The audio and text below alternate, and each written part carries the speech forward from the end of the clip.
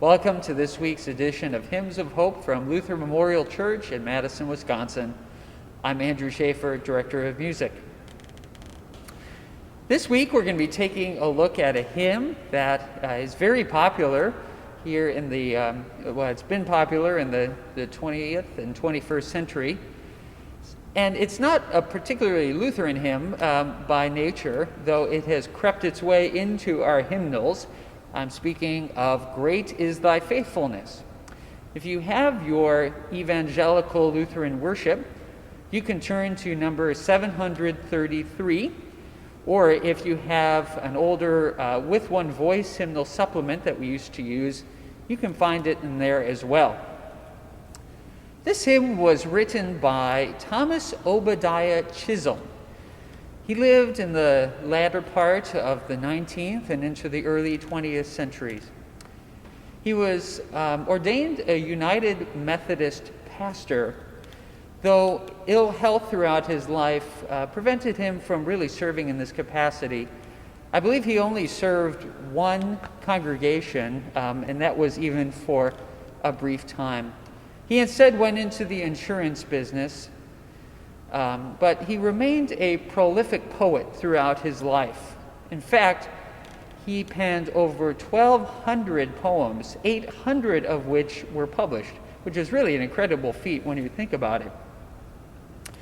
One day he was reflecting on the text of Lamentations 3, verses 22 through 23, which reads, "The steadfast love of God never ceases.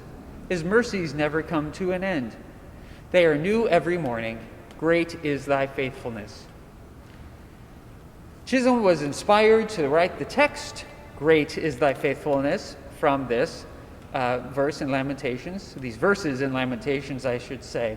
And he sent it to the Reverend William Runyon, a musician at the Moody Bible Institute in Chicago, and also a publisher at Hope Publishing House.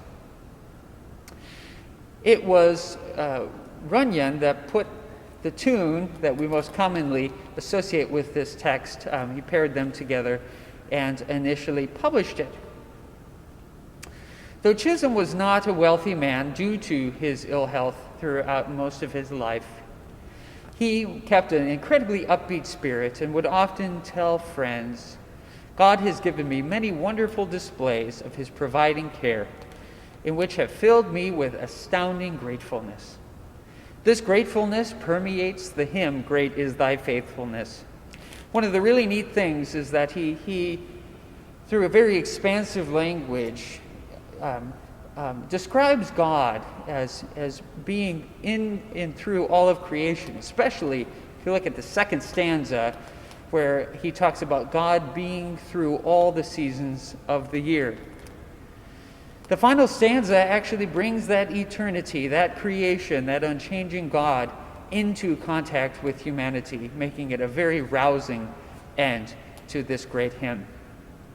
The setting I'm going to play today is by Chicago-based composer Joel Raney, and it will feature our magnificent 1913 Mason and Hamlin piano. I hope you'll enjoy and have a great week.